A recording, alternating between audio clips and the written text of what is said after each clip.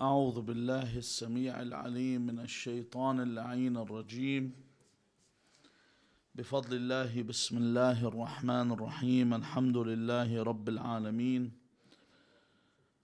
الحمد لله والحمد حقه كما يستحقه حمدا كثيرا. الحمد لله الذي هدانا لهذا وما كنا لنهتدي لولا أن هدانا الله. اللهم لعن أول ظالم ظلم حق محمد وآل محمد وآخر تابع له على ذلك. اللهم لعن العصابة التي جاهدت الحسين وشايعت وبايعت وتابعت على قتله. اللهم لعنهم جميعا. ثم الصلاة والسلام على خير خلق الله أجمعين محمد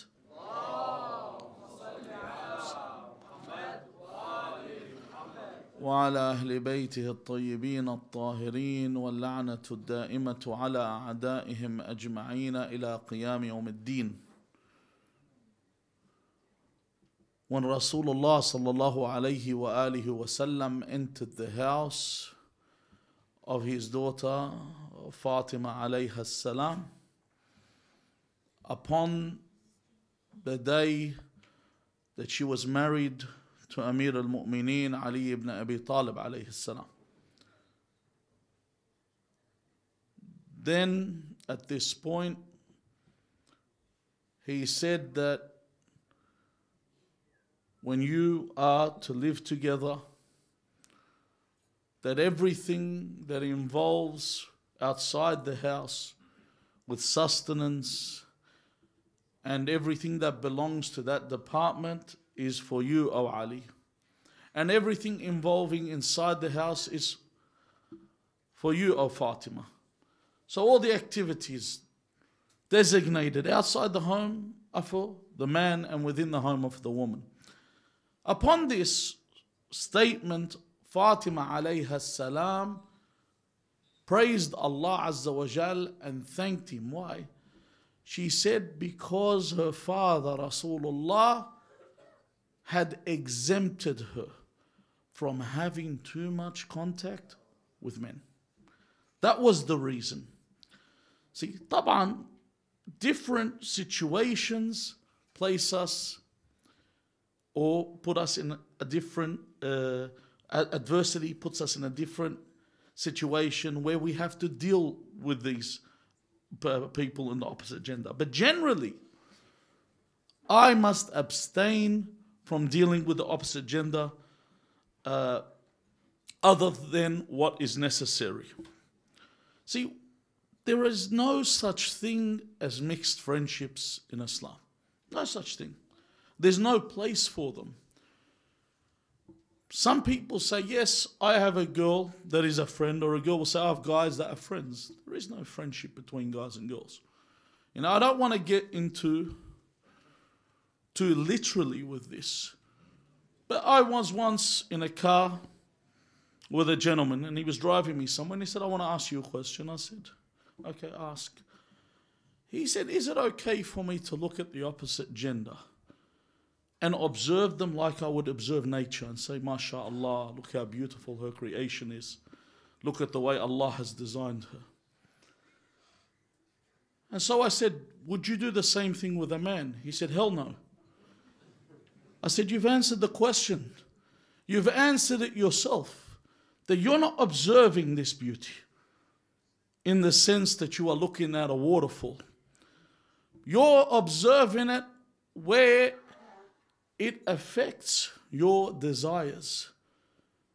And hatta when we look at jurisprudential ruling, looking at anything with lust is forbidden. And one of the examples they give you when you're studying fiqh is they say if you look at the wall with lust, it becomes haram for you to look at the wall. To that point. So if I look at something with desire, it becomes forbidden. Sometimes the sister will come up and say, listen, a guy wants to sit with me in secret and he has pure intentions. No, he doesn't. Doesn't have pure. Why would he want to sit and talk to you alone and he has pure intentions? If he has pure intentions, he knows this is haram. When Musa alayhi salam came in with the 10 Commandments that you see in the Old Testament, The seventh commandment was what? Thou shalt not commit adultery. That someone should not commit adultery. It was forbidden to be involved in fornication. But then it moved a step further, and you'll see this in the New Testament, where Jesus, in the book of Matthew, you'll see where he says, he goes one step further. He says, if one's eyes caused him to sin, if they look with, and this is a terminology used in the Bible, he says, then pluck out that eye and cast it from your body. He says, don't even look with lust. He says, for he has committed fornication just by looking. Rasulullah Muhammad sallallahu alayhi wa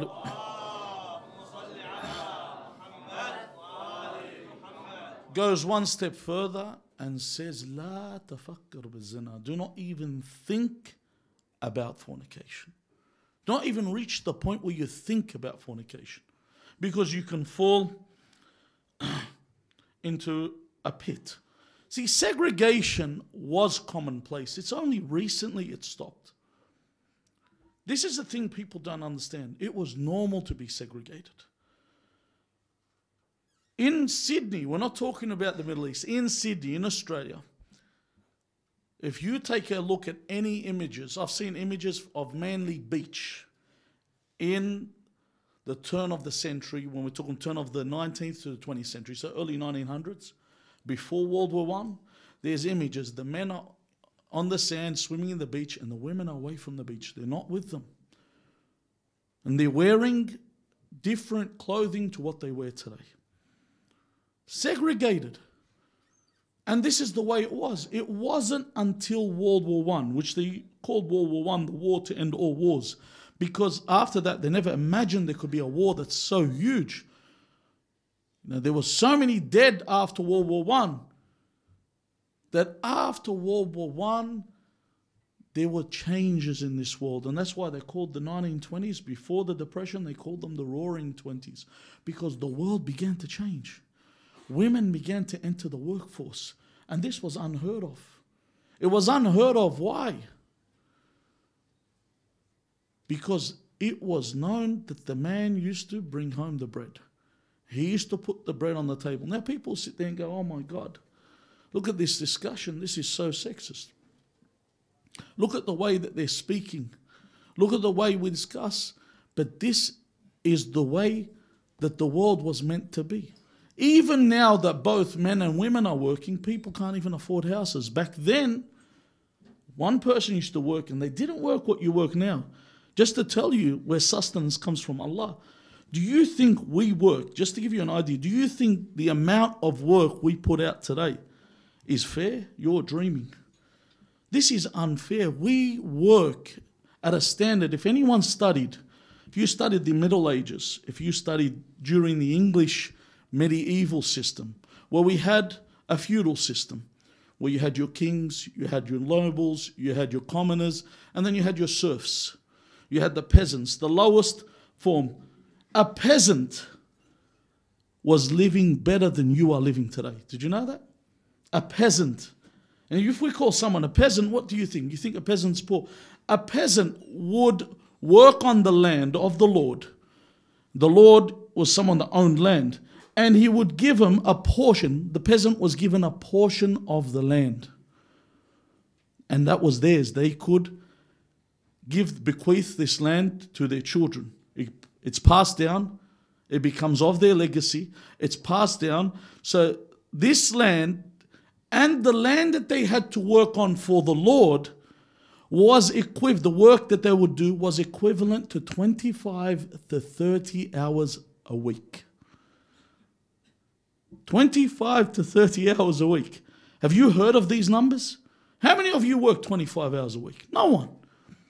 Standard working week these days is 60 hours. That's how people work today. And yet they can't even pay off a house. So because people thought if we go with what's been happening today and the way the world works today, we will have a better life. And equality doesn't exist. Even in today's standards, equality doesn't exist. To think that there is equality, the equality is very selective. When I say equality is very selective, equality between men and women, the other gender chooses what they want to be equal with. They tell you, look, we want equal pay. But if you get on a bus and a lady comes on, you should vacate the seat for the lady. Well, if we're equal, you can stand up too, sister. You know, I don't have to vacate that seat for you. And the thing is, what kills you is, imagine right now a building is set on fire. Who do we vacate first? Is it equal rights? Do we both get out, or is it ladies first? If we're equal, you can burn too. This is the way that, if you want to look at it in this manner, well, we're equal now. Why is it even in sports? In sports, why is it every sport we play is segregated, except I mentioned once before, there's only one sport that is men and women, and that's the equestrian, the dressage. You know, the one with the one that's on the Olympics where everyone turns the channel and doesn't watch it, the horses with the braids that jump over the hurdles. That's the only sport that's men and women. Every other sport, they're segregated. Why? Because they're different. Even when Serena Williams said that she could beat a man in tennis, this was many years ago when she was young. She's 35 years old. In her youth, they put her and Venus to play against a man. I think he was ranked 170th one. You can look this up. Around that number. And he beat them 6-1, 6-love. Wiped the floor with them. Why? Because we're not in that manner. We're different. And I'm not being sexist. These are facts. We're not equal. There is no equality. We're different. Men and women aren't equal. They are different. Who is better, a man or a woman? Allah Azza wa Jal says, Inna akramakum anda Allah atqakum. Who is better, a man or a woman? The one with the most piety. If a man and a woman have different, if a woman's more pious than a man, then she's better than the man. If the man's more pious than the woman, then he is better than the woman. There's no equality in this case. When it comes to the hijab, which we mentioned yesterday, we didn't explain what hijab is. One of the biggest problems, people fail to understand what hijab is. Hijab is not only a dress code. It's a moral standard. It's a woman making a statement, I am a Muslim woman. But what are the rulings for hijab? What must hijab be? There are 4 requirements when it comes to hijab. Now, we may look at the other rulings, but they're auxiliary rulings that have a different reason as to their existence. Like, for example, just give you an idea, when you say that a woman can't dress like a man or a man can't dress like a woman, that's forbidden, that's different. But we're actually looking at what hijab is. The first thing with hijab is the rule of covering, that a woman must cover every part from head to toe except her face and her hands. Some ulama, like Sayyid Abul Qasim al-Khu'i, used to say as an obligatory precaution, a woman has to cover her face. But the majority of ulama, they don't go by this ruling. And they don't see this necessary. You have others that said that it was never necessary in their opinion. The first thing is just that covering. That means not even a hair should be showing. The second thing that is involved in hijab is the looseness of the clothing. When we say looseness, a woman should not be able, the shape of her body should not be known with her hijab. See, you know this saying when a woman wears hijab and the women say, لَبَئْ لِكَ الْحِجَاب. You know, this is it's a joke statement. For you to say that the hijab suits you, it's not meant to suit you.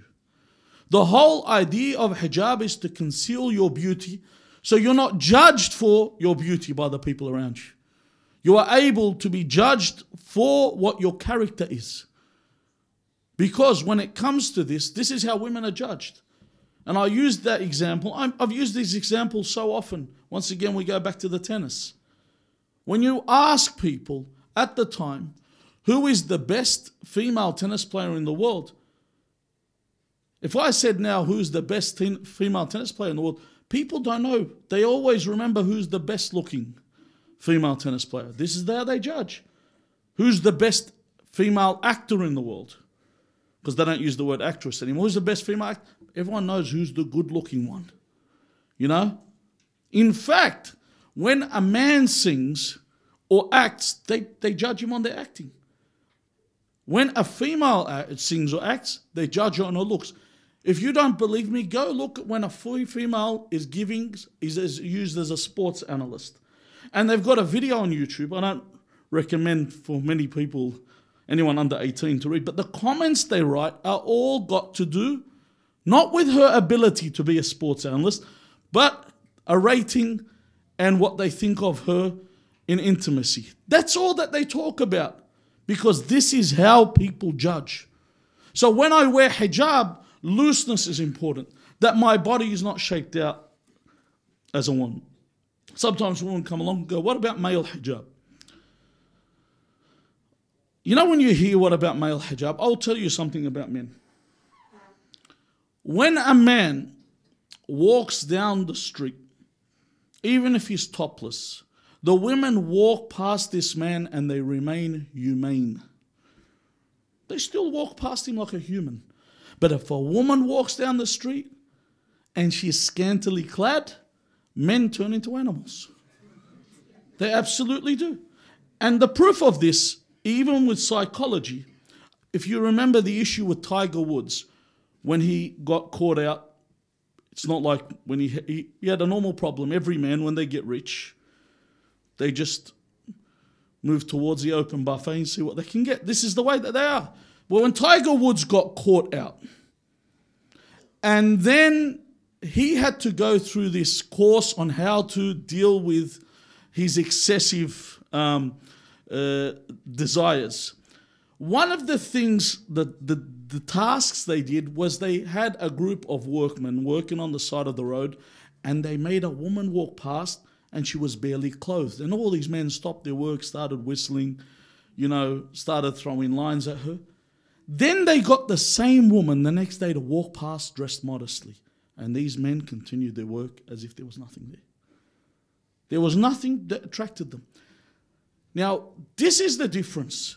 If a man walks past and he's dressed in this, I've never seen a woman hoot or a woman start screaming at him and whistling at him, how are you, make comments at them, where are you going, etc., etc. They don't.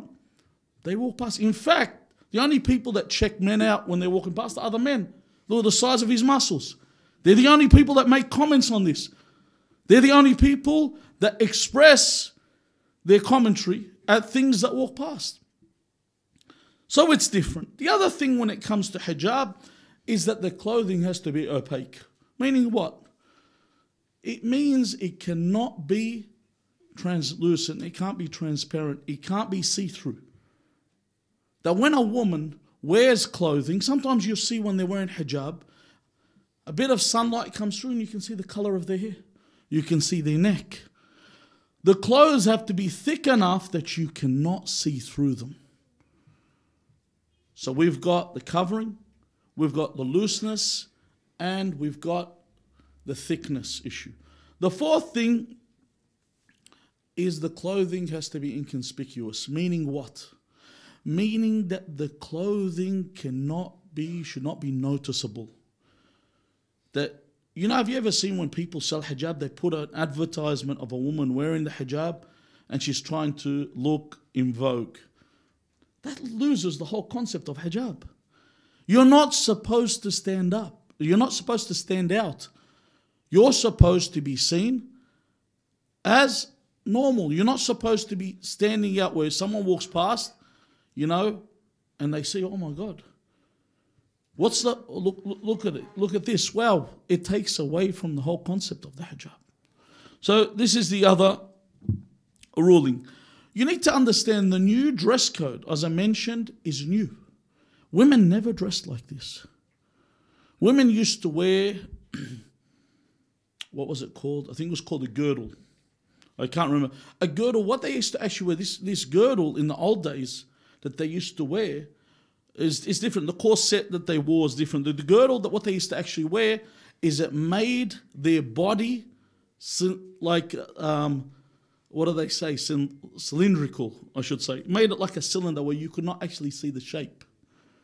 And a woman would wear this so men could not see the shape. They couldn't see, if you ever see the way, when you see a Coke bottle, you notice a Coke bottle, it's trademarked. One of the trademarks of the Coke bottle is what? The shape. If you've ever seen the shape of the Coke bottle, you won't see it on any other bottle. The shape of the bottle is trademarked because the shape of the bottle is like the curvature of a woman. That's why it's trademarked, because it's attractive to when you see it. So this girdle would kill that Coke bottle shape and it wouldn't be there at all. But what is the philosophy behind hijab? What is the purpose of wearing the hijab?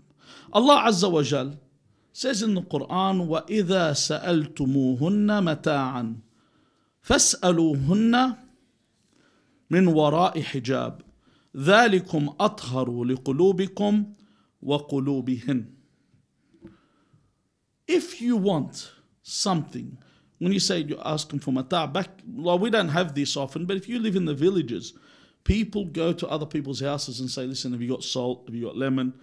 They'll ask. The ruling is you're supposed to ask from behind a partition. You're not supposed to just walk into the house while there is a woman at home alone. Why? This is for your purity of your heart and the purity of the woman's heart. Now some people say, hold on, I can hold myself, I can save myself. When you start thinking I'm safe, this is where you fall. The moment as an individual where I think I'm safe, I've finished. I'm finished in life. I can never progress. Nabi Yusuf alayhi salam, when we study his story or read his story, what was it that saved Yusuf alayhi salam? Zulaykha was not an unattractive woman. Remember, Zulaykha was married to a man, Aziz Masr, or as the Hebrews called him, Potiphar. She was married to Potiphar. And this Aziz Masr was impotent. So in other words, she was still a Bennett. She was still not married. So her body was vivacious. Her body was lively. She was of the look of a young woman, untouched.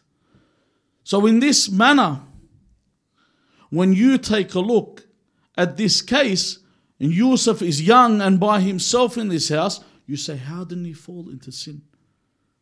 Yusuf alayhi salam had taken his precaution. The whole time he would look where? He would look at the floor. And this is why when Zulaykha asked, friends, how can I make him attracted to me? They said to her, what do you mean? Has he not looked at you? She said, no.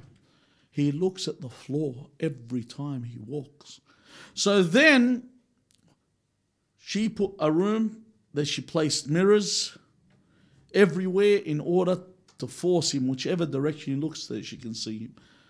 He looked at this point at the direction where there was no mirrors, whether it was on the roof or ceiling or whatever, in order not to be able to see her. And then finally she said, that's it. I have to take advantage of him. And when she attempted, what saved Yusuf? Because he had taken the precaution from the very beginning. He had not looked at her. He had not thought about doing this. So there was no way he's going to fall into this sin.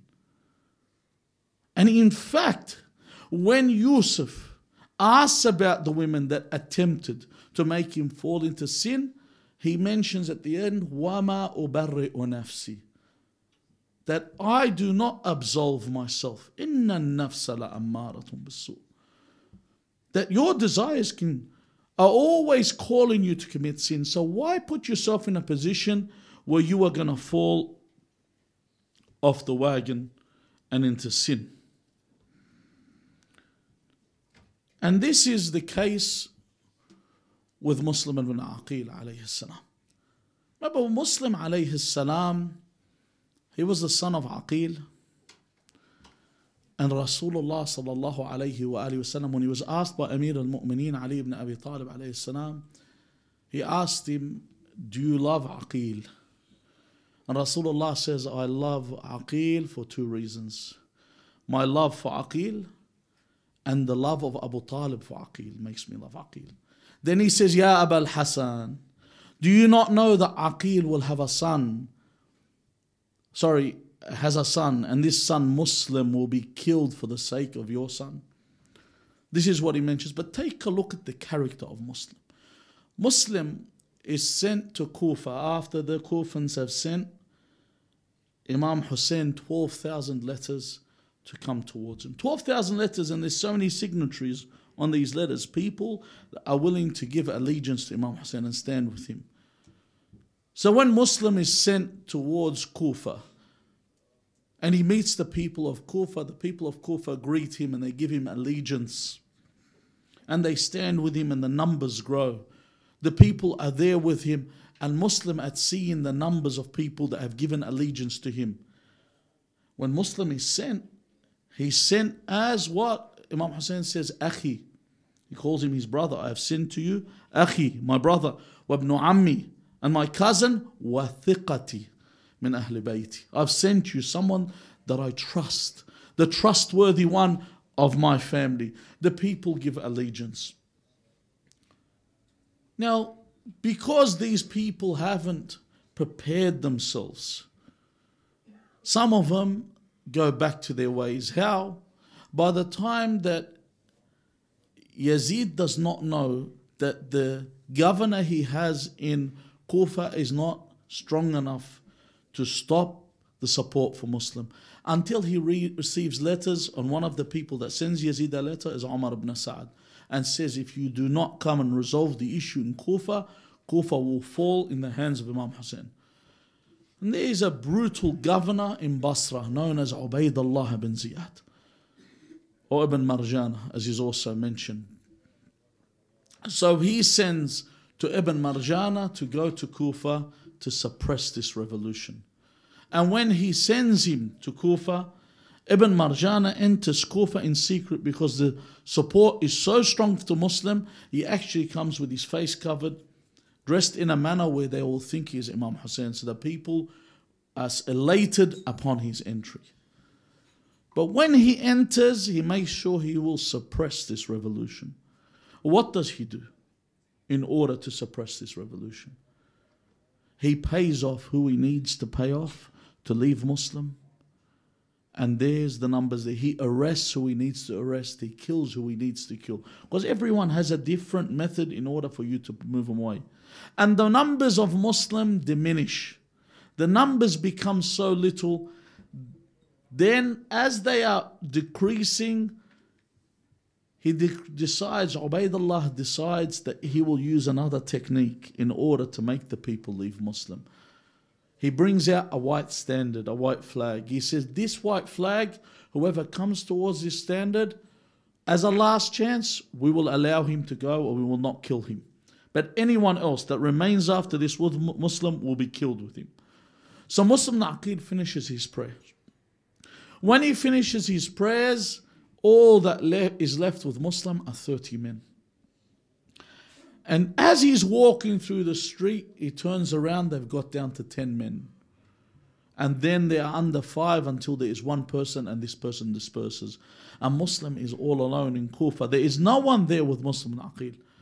And he moves from house to house and no one wants to know him. They turn him away from their door until Muslim gets to the house of Tawa. And this is where we're talking about the affa when it comes to women and lowering their gaze and the rules when it comes to mixing. Muslim stands at the door of Tawa and he does not stand in front of the door where people knock at the door and stand to look inside the door. He stands outside and he's seated there.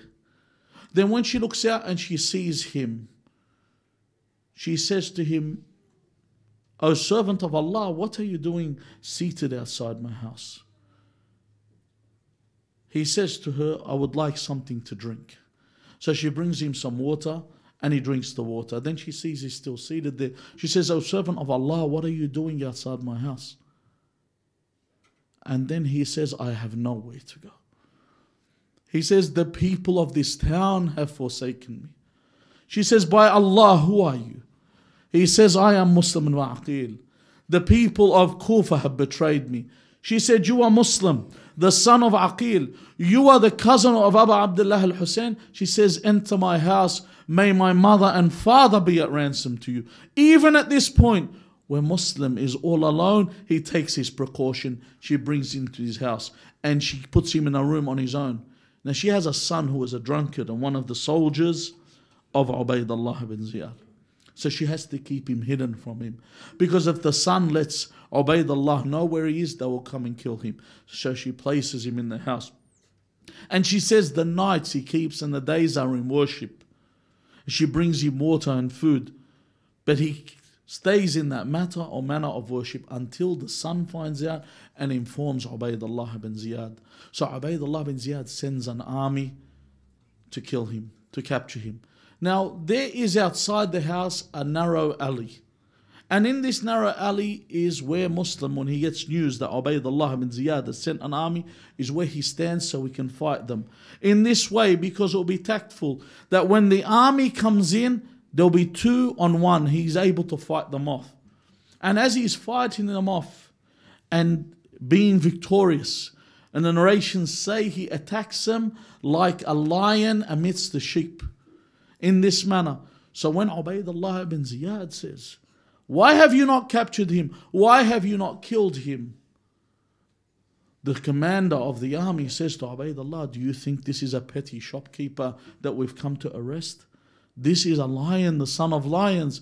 This is a Hashemite that they are known when in their military prowess. And then he says, you don't need to be fighting them in a manner that is truthful and in a manner that is correct. He says, use unorthodox methods. So what they do is they start to throw down pieces of cloth that are burning in order to smoke him out of the alley. And they prepare for him a trench. As Muslim Aqil comes out, he falls into the trench. And while he's in the trench, they start to throw things at him, rocks, until to the point where they've broken some of his bones and his teeth. And at this point, they arrest him when he has been broken down. There's different narrations to how he is taken in. And as he is brought into Ubaydullah ibn Ziyad, he asks for some water to drink. And they give him water to drink. When the water comes, he goes to drink water, blood falls into the water, so he takes another bit of water to drink. Once again, always observing the laws of God. The blood falls in the second time. Upon the third time, part of his teeth that have been broken fall in. At this point, he realizes that I don't have in my sustenance written for me to drink water.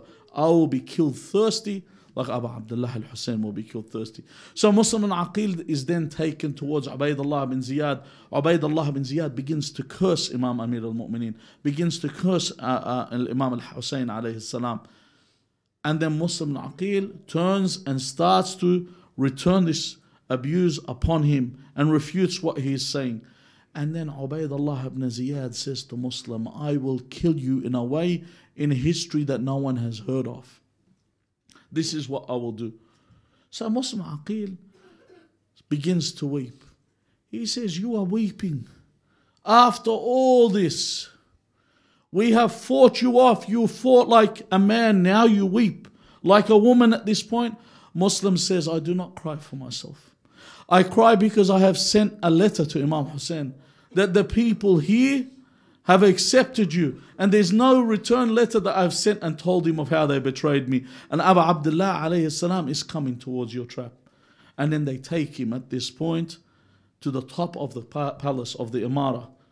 And at this point, this is where the Muslim Aqil alayhi salam is martyred. Inna lillah wa inna ilayhi raji'un. Just with a closure, my dear brothers and sisters, and I've been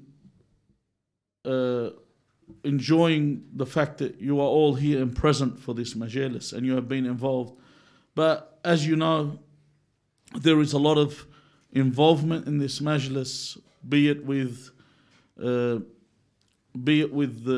food that you are given, the services that you are given here. And these majalis, in order for them to thrive, they need people to be giving donations. And these donations, they're for you in the end of the day. Yani, It's not, I'm asking you to give for the center's purpose. These are for your purpose. In order for the center to continue, in order for these majalis to continue, they rely upon the donations of the people. You know, in Surah Yasin, when the verse comes down that they are told, وَإِذَا قِيلَ لَهُمْ أَنْفِقُوا مِمَّا رَزَقَكُمُ اللَّهُ, give of what Allah has given you. قَالَ الَّذِينَ كَفَرُوا لِلَّذِينَ آمَنُوا أَنُطْعِمُ مَنْ لَوْ يَشَاءُ اللَّهُ أَطْعَمَهُ. That the people that disbelieve are the ones that prevent people from giving. Remember I said if you want to give 1 dirham, 70 shayateen come to stop you. So give in the way of Allah Azza wa Jal. This is for you in the hereafter. This is why people make food here. This is why people get involved here. This is your supply. This is your ammunition in the hereafter. May Allah increase your wealth. Barakallah bikum for making this majlis amir, for increasing the numbers. Walhamdulillah Rabbil Alameen. Wa sallallahu ala Muhammadin wa alihi at-tayyibin at-tahirin.